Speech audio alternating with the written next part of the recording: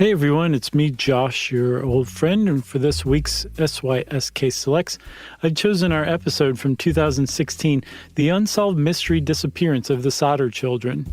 It's a story, a very tragic and sad one, but also incredibly enthralling, about 5 children who disappeared after a house fire on Christmas back in 1945. It's one of my all-time favorite episodes, which is why I'm choosing it as a select, and I hope you enjoy it as well.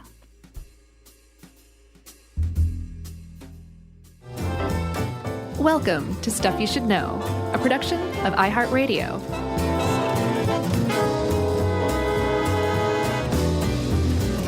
Hey, and welcome to the podcast. I'm Josh Clark, and there's Charles W. Chuck Bryant. Jerry's over there, so this is Stuff You Should Know. Unsolved Mysteries Edition. Yeah, really? Are you cool with this? No. No. I'm leaving. Yeah, I think it's great, man. I love me a good unsolved mystery. Yeah. And this is super sad, so it's not like I love it and I think it's hysterical. Right? I just like unsolved mysteries. What's an hysterical unsolved mystery? Like I got pantsed in the 2nd grade and I don't know who did it. That's an hysterical unsolved mystery. Yep. I was just in line, pants around the ankles, turned around, and like everyone was like, Did you just go with it and you were like, check it out? Check me out, I'm in 2nd grade. yep. Good for you, buddy. That never happened. I made it up. Oh, really? Yeah. Oh. It's called improv, buddy. It's Not a craft. So, end scene? End scene. And scene. Have we ever established which one it is? Yeah, a few times. End. Nope. It is. Chuck, we are talking about a family called the Sodders. Uh-huh. Not the solders. Right. Not the welding technique. No, the Sodders. They were a family out of Fayetteville, West Virginia, of Italian extraction, as we'll see. Yes. And very much so. like you said, this is an unsolved mystery. Their family, just going along totally normally, has turned into one of the stranger unsolved mysteries in American history. Yeah, and certainly in West Virginia history. Oh, definitely. And I should say, I texted our friend Justin McElroy of the McElroy triplets. Right. They're not triplets. They're brothers. Oh, yeah. Of My Brother and Me podcast, because they are from West Virginia. And as you'll see here, there's a very famous billboard that we're going to talk about this case. Right. And I was like, hey, dude, do you remember where, seeing this thing? How far are you from Fayetteville? Right. He said, just a couple hours. He said, but I've never heard of that. Huh. And I was like, really? This seemed like the kind of cautionary tale that would be whispered about all over West Virginia. I could see that. But he said he never heard of it, and then he looked it up and said, oh, wow. And I said, I bet your dad knows about it. And then he didn't. He said no. He didn't respond. Oh, you didn't text him back, answer me. No. That's all right. I am Facebook friends with his dad, though. I should have just asked him. Yeah, ask him. Yeah. Go to the source. That's right. So, well, let's go back to the beginning, Chuck. Okay. Back to 1895. That's right. That's when Giorgio Sodder, who would become George Sodder, was born in Sardinia in 1895 and came to the U.S. in 1908 as a young lad of 13 years old. Yeah. And he was a go-getter. He really was. So he had an older brother who traveled with him from Sardinia to New York. I guess he was like, yeah, I don't want to do this. And right when they made it through Ellis Island, he turned right back around and went back to Italy. Yeah, I don't know, man. Go get a cup of coffee and think it over is what I say. After you made that ship's voyage, just mull it over for a day or two. Yeah, because what if, like, you're halfway back, you're like, actually, I should have stayed. Yeah, you might meet a pretty lady from Brooklyn. Did you see that movie? Brooklyn? No. Great. Really? Yeah, yeah. Okay. I'll check it out. You sounded surprised. I was a little surprised. Yeah, it was nominated for many awards. Yeah, that doesn't always mean... It usually means it's pretty good, no? It depends. Okay, Brooklyn, highly recommended. Okay. About a young Italian man who falls in love with an Irish immigrant. Oh, well, this has nothing to do with this then. No, not at all. Because this man falls in love with an Italian immigrant. That's right. Right? So, George, like you said, he was a bit of a go-getter. He's 13. He's on his own, literally without any other family in America. Yeah. It's kind of mind-blowing, but then you think back to 1895. they didn't really understand what childhood was at that point. So he was probably like of working age and had been for years. Yeah. But it seems really weird to us now. Sure. He might have been retiring. Right. At 13. He was smoking cigars already. So he, like I said, was a go-getter. He started working at on the Pennsylvania Railroad and then moved to West Virginia, to Smithers, West Virginia, and worked as a truck driver, and then said, you know what? This is America, darn it. I didn't come here to drive a truck for someone. I'm going to own my own trucking business. And the Statue of Liberty went, ah. Yep. Nice going, kid. So he started his own trucking business. And he's in West Virginia, so in short order, he starts hauling coal. Yeah, coal and dirt. And it wasn't like the hugest business. I think he did okay for himself. He did okay for himself. He was like solidly middle class. He didn't become like wealthy or anything. And as a matter of fact, later on, a local government official would say that the Sodders were one of the best middle class families in Fayetteville. Yeah. And they had a small Italian population in Fayetteville, which I think is why he ended up there. Right. In his community. Yeah, and he moved there with his wife, Jenny, right? Yeah, Jenny Cipriani, who he met. She came over from Italy when she was 3. Right. He met her at a store called the Music Box, and they got married, and like Italian families do, they had 10 kids. 10 kids in 20 years. Yeah. Yeah. That's a lot of kids. Yep, pumping them out with great regularity. And like you said, when they moved to Fayetteville, the reason they moved to Fayetteville, had no idea that West Virginia even had Italian people in it. Sure. Let alone strong Italian communities. Yeah. But they moved to Fayetteville, and they were part of the Italian community. And George was well known. Again, they were a respected middle-class family there. He did pretty good for himself. And he was also well known for his opinions on everything, including politics. And during the 40s, the United States was at war with Italy, and not all of the Italian Americans were feeling it on the American side. And there were a lot of disagreements over Mussolini and the government that he was creating among Italian Americans, including in Fayetteville, West Virginia. Sure. And George, in particular, hated Mussolini and very frequently spoke out about him and would get in arguments with some of the locals who felt differently about Mussolini. Yeah. And I guess there were some hard feelings here or there, but he doesn't seem to have taken them seriously very much. No, and we mentioned that if it sounds like we're setting something up for later, we indeed are. Yeah. So just tuck that little fact away. And then can we fast forward in time? Yeah. To Christmas Eve? Christmas Eve, 1945. That's right. So here's what happens. It's Christmas Eve. As is tradition in some households, you can open up a few gifts on Christmas Eve. Yeah. So this is what happened. They opened up some presents. Comes time for Betty Bye. And 5 of the children, Maurice, 14, Martha, 12, Louis, 10, Jeannie, or Jenny, that was a little confusing because that's the mom's name, 8 years old, and Betty said, can we please stay up late and play with these new toys? Yeah, their older sister, Marion, she worked at a Five and Dime in town, 2 miles down the road, and she had surprised her younger brothers and sisters with some toys that they had not been expecting. That's right. And they were very happy. So they asked Mom if they could stay up. Yeah, and the elder Jenny said, yeah, I guess you can stay up. Turn out the lights, lock the doors before you go to bed. I'm going to hit the rack with your dad and our 2-year-old daughter, Sylvia, 23-year-old John, and 16-year-old George Jr. I guess they were just ready for bed too. Right. And then if you're thinking there's one missing child, he is away in the military, the eldest. Yeah, fighting either Mussolini or Hitler or Tojo. Right. One of those guys. Right. So he's away.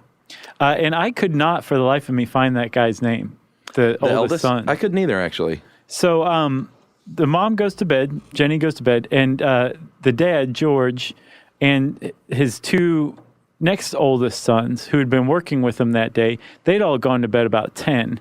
What time did the mom go to bed? 11? Something like that? Yeah. But she leaves those 5 youngest children and Marion, their older sister, who I think was 17 at the time, downstairs when she goes to bed. Yes.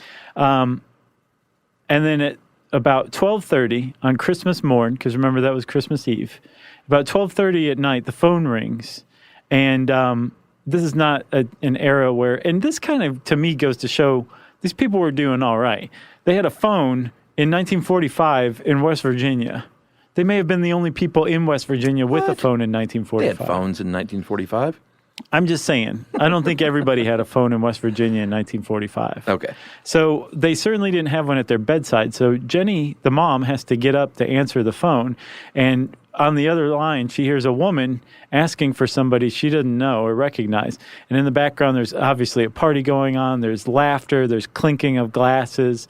And Jenny says, I don't know who you're talking about. You have the wrong number. And the woman laughs weirdly and hangs up. Yeah, I'm going to go ahead and come out and say I think this means nothing and it's total coincidence. So supposedly they tracked that woman down. Okay. And she said it was just a wrong number. Yeah. Total coincidence. That's what I think. But think about that, though. Yeah. Like, had that not happened, a lot of other stuff would have gone unnoticed, right? True. It's a big deal. So before she goes back to bed, she noticed the lights are on downstairs. Yeah. She said, turn the lights off, lock the door before you go to bed. So one of her kids is on the couch asleep. She's like, wait a minute, the door's unlocked, the lights are on. They shouldn't have done that, so let me lock the doors and turn off the lights. And she leaves the one that's asleep on the couch asleep. It was the one that got her brothers and sisters of toys. Sleepy time on the couch, that's fine. But those 5 younger ones who've been playing with their toys, they were nowhere to be found. So mom just assumed they went upstairs to bed. Right.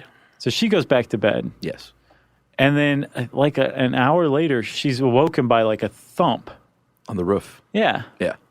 And she falls back asleep again. Well, it sounded like a heavy thump and a sliding down of the roof. Right, rolling or something. As if something heavy had landed on it and then slid off. Right.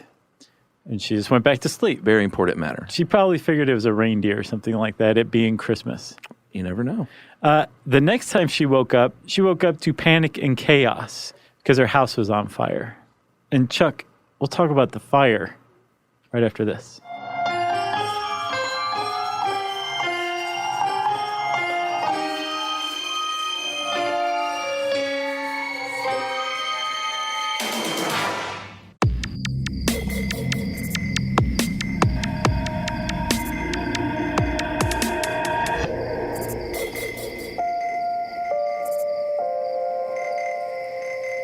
All right, dude. The house is on fire. That's right. So Sylvia, little 2-year-old Sylvia, is in their room with her, the parents. So they get her out, obviously. She's covered. With them, because she's in the crib. And then 17-year-old Marion and 23-year-old John and 16-year-old George Jr. are all outside and safe. Right. At this point. So everyone is out except for these 5 other kids. Right, and they were on the top floor of the house, I believe, in 2 different rooms, and the only way down is this one single staircase. And George tried to go back into the house. He broke through a window, cut his arm quite badly, getting in through the window or opening the door. Yeah. And runs inside, and the entire downstairs floor is totally engulfed in flame and smoke. He can't see anything. Yeah. But he can see that there's no way he can go up the staircase or anyone can make it down the staircase. So he runs back outside of the house to try to figure out another way to get up to those kids on the top floor. Yeah, and here's an interesting point. One of the relatives of, I think it was the guy who ended up marrying the youngest daughter later in life, Sylvia, said they did a lot of research on this, and he said the original police report said that the very first statement said that the 2 sons, John and George, who got out, said they actually ran into the other kids' rooms and physically shook them awake. Right. And then later on in interviews, they said, no, they just called out to them and assumed they heard. But it still is a mystery as to whether or not that really happened. Police will say the first statement is usually the accurate one. Oh, yeah? But that's just speculation. So from what I understand, the family rationalized that later on by saying that the 2 boys probably felt very guilty. Sure. And they said that they did what they wished they had or felt that they should have done. That makes sense. And that their revisions later on were actually the factual ones, that they tried to rouse their siblings by just shouting up the stairs. I can buy that. So Papa tries to get in, cuts himself really bad. Yeah. Then he says, wait a minute, I have this ladder that leans up against the house always. Always. Let me go grab that. Ladder's not there. Very weird. It is very weird, and it would be found in a ditch like 75 feet from the house later on. And later on, witnesses supposedly saw a dude stealing it from the garage. But there's so many things that people say about this case that it's hard to know what's true and what was invented. That is true. Did they saw a guy? A dude... Well, they report that they saw a guy. Well, the guy actually was found and was arrested and charged for stealing and never questioned about the actual fire. The guy that stole the ladder? Yeah. Okay. So he says, the dad says, let me get my trucks, my big coal hauling trucks. Yeah. And pull, because those are tall. Let me pull that next to the house, climb up on that. Neither one of the trucks start. Even though they've been using them to work earlier that day. Yeah, so the thinking by the cops and everyone else pretty much is in the panic. He and his son flooded the engines, right, trying to get them started, and they wouldn't start. Yeah, but it became yet another like fishy detail that made this family suspect like something really weird happened here. Yeah, and then later there was I totally don't understand the whole engine removal theory. So it doesn't make any sense. That guy who stole the ladder was caught stealing a block and tackle that you would use to remove engines. Yeah, that doesn't make any sense. But it doesn't mean like he messed with their car or used that block and tackle to do anything to the engines. No. They probably just flooded them. Yeah. That one I'm in agreement on. So this family, they're watching helplessly as the house is going up in flames. The house burned to the ground in about 45 minutes, ostensibly with the children trapped inside. Yeah, and if you think, why didn't the fire trucks come? The Fayetteville Fire Department, it was 1945. It was Fayetteville, West Virginia. It was Christmas. Yeah, it was Christmas night, or morning, I guess, at this point. One of the daughters went to a neighbor's house, called the fire department. No operators on duty even. Right, and another neighbor who saw this didn't have a phone at their house, so they went to the local tavern, and they called the operator to report the fire too, and they couldn't get the operator either. Operator was probably at home sleeping for Christmas. That's right. So eventually, someone drives and literally physically tracks down Fire Chief F.J. Morris. Who does not come out smelling well in this. Well, he doesn't. Story. He said, I can't drive the fire truck as the fire chief. Right. And the way that they don't even have a siren, the way that they alerted the fire department it's called a phone tree. They just start calling one another, then they call the next person. Which made even less sense because, again, the Sodders were the only people in West Virginia with a phone in their house. That's not true. So eventually, 7 hours later at 8 a.m., the fire truck arrives to find a smoldering pile of ash. And a lot of people are like, well, clearly the fire department was paid off or told to halt. From what I gather, it was sheer ineptitude. And also the sense, I think the fire marshal or fire chief defended himself later saying, yeah, he said, I couldn't drive the fire truck, so I had to wait for somebody who could. Yeah. And also, that house went up so fast, there wasn't any need for us to get there in any kind of hurry. Well, I mean, that's probably true. He also said... it burned in between 30 and 45 minutes. Yeah, if you're a fire chief, that's not what you want to say. No. Who cares when we get there? Also, one of the firemen who showed up was Jenny Sodder's brother. Yeah. So it's not like there was this conspiracy among the fire department necessarily, although that is a common belief in people who pay attention to this case. It is. So what they find at 8 a.m. is a house burnt to the ground. What they don't find are any remnants of those 5 children. Yeah. And herein is where the mystery really kicks in. Yeah. The family starts paying attention to little weird details. At first they just assume that the kids they're just totally gone. They were totally burned up. Well, that's what the fire chief said. He was like, there's no remains whatsoever because it burned them to nothing. They did a cursory examination of the rubble. They did find some other stuff, like they found appliances that were recognizable. They found a couple other things, but they never found any of the kids.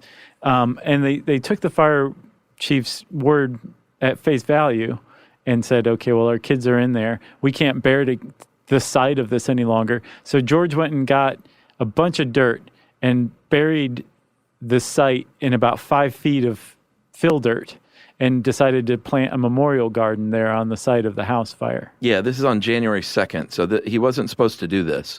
No. They were supposed to leave it open to continue to investigate. The state police inspector said it was faulty wiring. It's now covered in dirt.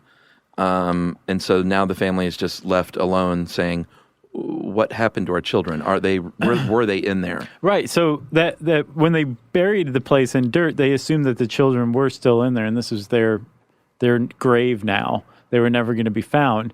But then, like you said, they started thinking about weird details that emerged, right? One of the first ones was the idea that it was faulty wiring. George basically knew for a fact that it wasn't faulty wiring. He'd recently had an electric stove installed, and just to make sure, again, he was doing pretty well, just to make sure that the house didn't burn down with this newfangled electric stove, he had the wiring in the house redone, and then he had it inspected by the power company, who sent out an inspector and said, they did a good job, the wiring's fine. So he basically knew almost for a fact that it wasn't faulty wiring in the house. Yeah, not only that, after the fire started, when they were outside, there were still lights on in the house. Right. So remember, Jenny came down and turned out the lights. She left the Christmas tree lights on. Yeah. And while the house was burning, the Christmas tree lights were on, which must have been like a really ghastly thing to see, you know? Sure. Ugh. Speaking of the wiring, there was a point a few months earlier, and this is definitely a strange thing. When this guy showed up, he was a stranger, no one knew him, and he asked about, working as a driver, and he didn't have any work for him, but he was sort of just, I guess they had the conversation outdoors, wandered around to the back of his house and said, you know what, your wiring here at your fuse box is going to cause a fire someday. And George thought, well, that's a really weird thing to say, because not only did I have it just inspected, and it's fine, it's just a strange thing for you to say, Mr. Stranger. Get off my property. Pretty much. But take the cannoli. Very nice. But weird and disconcerting after the fact, obviously. Sure, He didn't think anything of it at the time. Right. Other than, that's a weird thing to say. Yeah. Another fishy thing that happened that really kind of stuck out in retrospect was the life insurance salesman, right? Yeah. A life insurance salesman came through and tried to sell George some life insurance policies for his children, and George didn't bite. Yeah. And the guy got irate. And his quote was kind of weird, actually. Yeah.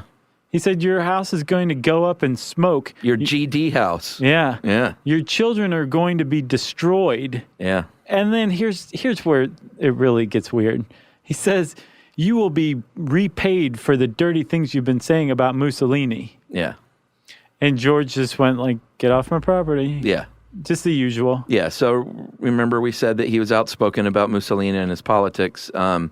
Clearly this got around to this dude, and it's just a weird, disconcerting thing to say, especially after these kids look like they may have perished in this fire. Yeah, especially if he didn't like make a big deal out of it at the time. Was this like a normal business attempt in 1945 West Virginia?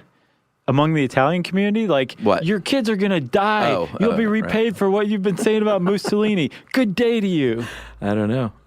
I'm sure that's not in the handbook. What's even fishier, though, Chuck, is that same guy served on the coroner's inquest jury that ruled that the fire was the result of faulty wiring. Yeah, it all gets a little weird. Yeah. And then quite a few other weird things. One of the older sons said that, you know what? Right before Christmas, there was a dude parked right across from our house watching the school bus and watching the younger kids get off the school bus and come to the house. And it was clear that he was sitting there watching us, and it was strange. Yeah, he was in a van. Yeah. Was he really? No. Oh, I bet he was. He would have been if it were like the 70s, I'll bet. Yeah, that's true. Sickos in the 70s. So, Chuck, let's take another break because the mystery's about to deepen even more. The plot thickens, etc.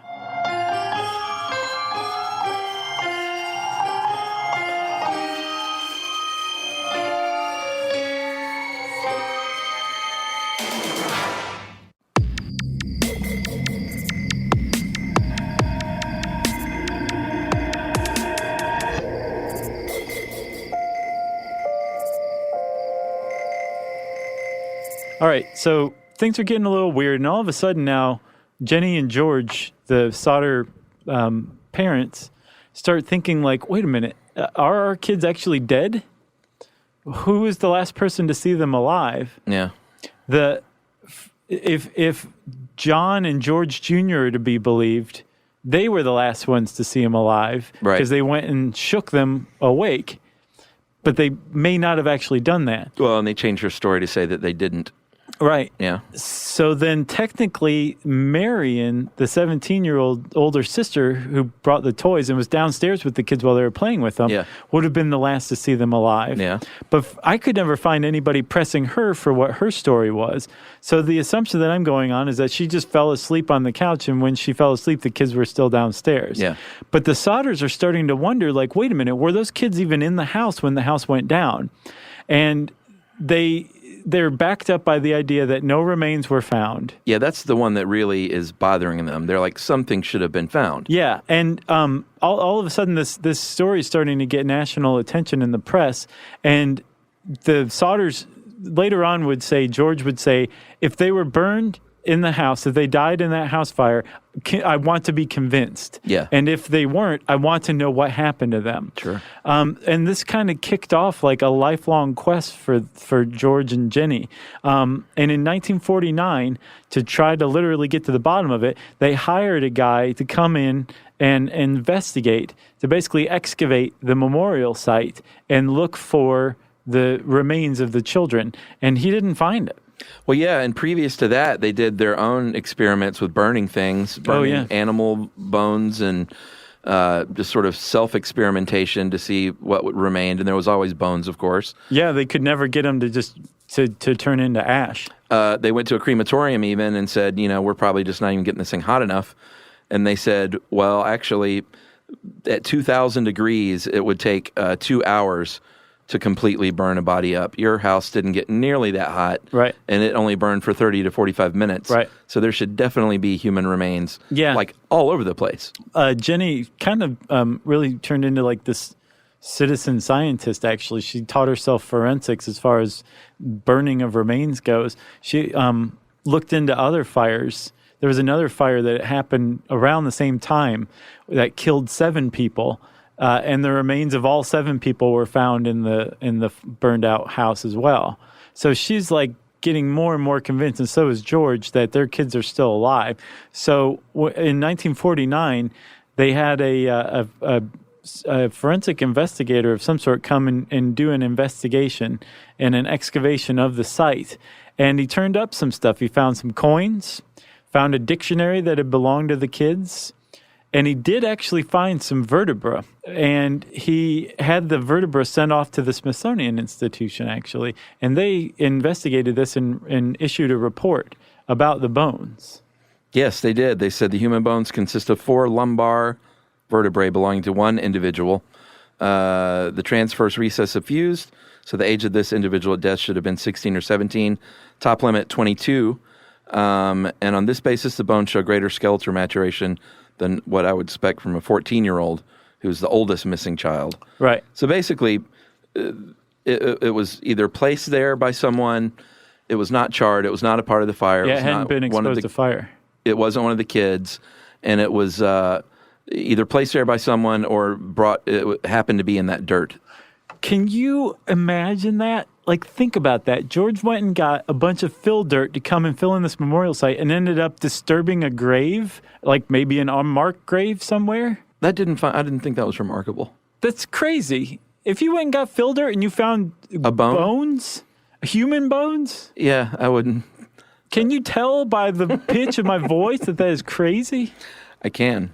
The other weird thing that they found was this green rubber casing that later they found out it was a part of some kind of bomb, an incendiary device. And some people think that that's a weird thing to have on your property, that a house had just burned.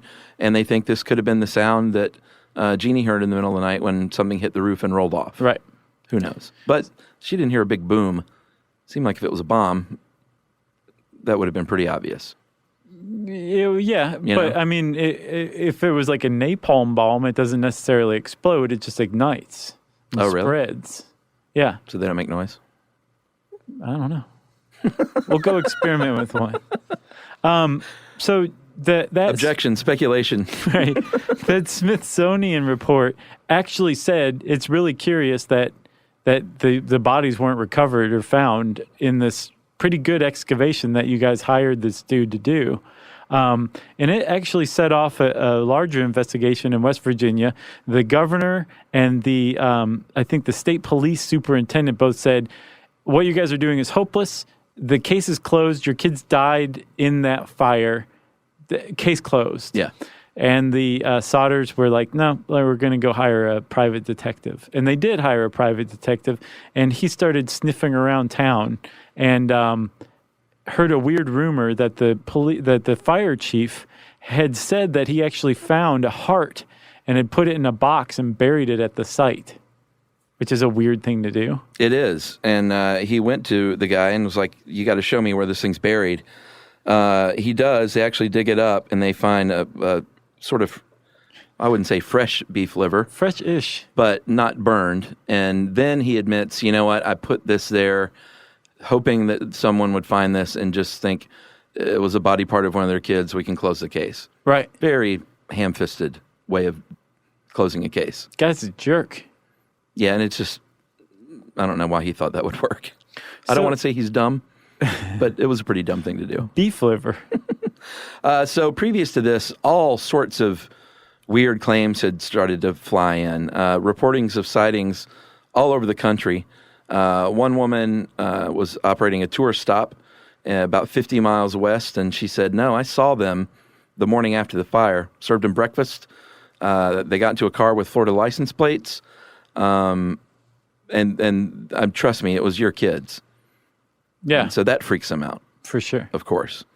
Then there was a hotel not too far in Charleston. And apparently, late at night, I think 4 kids had checked in, accompanied by some adults, 2 women and 2 men, all Italian. And she said, I tried to talk to the kids and tried to be nice.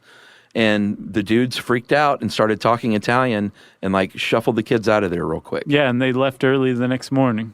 Super, super sketchy. Some lady said that she saw the kids looking out of a car that was driving by as the house was on fire. Yeah. And then there were even more tips that kind of poured in over the years, including one that said that they were actually being held by a distant relative of Jenny's. Yeah. Someone said that Martha was in a convent out west, I believe. Yep. In 1967, they got a letter from a lady in Houston, said that the oldest boy, or one of the boys, Lewis, had lived in that town, got drunk one night, and basically told everyone who he was. They actually went, and in fact, George Sodder and sometimes Jenny, he would go all over the country tracking down these leads, right, and always, sadly, comes back empty-handed. When he went to Texas, he got down there, met with the guy, and it wasn't his son, obviously, but had to go back and tell his wife, like, another 0 in this one. Yeah, and it's really sad when you step back and look at it from the perspective of the parents. Like, they were not convinced that their kids died in this fire. They were open to the possibility, but they weren't convinced, and they wanted to know for the rest of their lives. So, yeah, he would go all over the country chasing down leads. And the reason he would do this, Chuck, is because he got no help whatsoever from the local authorities. No. The Sodders actually wrote to the FBI and got a reply from J. Edgar Hoover himself that said, I'd love to help, but this is out of our jurisdiction. If your local cops will invite us to help, we'd be happy to help investigate. And the local cops said, thanks anyway, and turned the FBI down. I can't imagine how frustrating that must have been for the Sodders to see that. Oh, yeah. To see J. Edgar Hoover say, we'll help out, but these guys have to invite us. Yeah. And get turned down for that, you know? Oh, yeah. So, it was their life's obsession. And obsession is a really good way to put it. Yeah. There's a story of George seeing a picture in a paper of a ballet class in Manhattan, and he became convinced that one of the girls in the picture was his daughter Betty, and he drove to Manhattan and demanded to see his daughter. Yeah. And the parents or the school was like, you need to get out of here, dude. You've lost your mind. Yeah. This is our kid. No, you can't see our kid. So he had to go back home after that. So in 1968, it gets super weird. Jenny comes home, gets the mail, and sees a letter addressed to her, not to the family or to her and her husband, to Jenny Sodder, opens it up, postmarked in Kentucky, no return address. And there was a photo of an Italian man, well, it looked to be Italian, in his mid-20s, so the age fits. And on the back of it, it said in handwriting, Louis Sodder, I love brother Frankie, ILIL boys, Illil boys. No idea. A90132 or 35. No idea. The most weird, mysterious thing you could imagine. And I looked at a picture. They were like, this very well could be our son. It looks a lot like him. It looks more like him than I do. I didn't think it was him. I was like, the eyebrows didn't match to me. The nose didn't match. But you can never tell a kid from 9 to 25, you know. Yeah, because this is like 20, like almost 20 years He might on. have looked like, you know, it could be true. He might have looked different enough. Yeah. But yeah, that mystery just was never, ever solved. And so back in the 50s, like after they started getting shut down by the local cops and then the state cops and everybody, they started to take matters in their own hands. And one of the things they did was erect that billboard that you asked Justin McElroy about. Yeah. It became kind of famous. Aside from the McElroys, everybody in West Virginia knew about it. And it was a billboard on the Sodder's property with pictures, big pictures of the 5 children with their name and age, and then basically a rundown of what the family thought may have happened to them. Yeah. And at first they offered a $5,000 reward and then upped it to $10,000. Yeah, and they owned it, so it was there for, until the 80s. So George died in 1968. And then Jenny died in 1989, and after Jenny died, they took the billboard down. That's right. What other reports came in? One bus driver said he claimed he saw someone throwing, quote, fireballs onto the house. Some of this stuff reeks He's of like, just... I was pretty wasted at the time. But... Yeah. Some of this stuff reeks of like that after-the-fact stuff that people kind of invent. Right. Like, wait a minute, I saw a guy throwing fireballs. Right. But there was verified after-the-fact weirdness. Oh, yeah, for sure. You know, that keeps this case alive. Like, one thing we didn't mention, their telephone line was cut. Yeah, and some people say it was a guy that stole the ladder, climbed up, cut the phone lines, so they couldn't reach anyone. But, you said they found the guy. Did they ask him about that? From what I understand, they didn't ask him anything. They just fined him for theft. Ladder theft? Yeah, and block and tackle theft.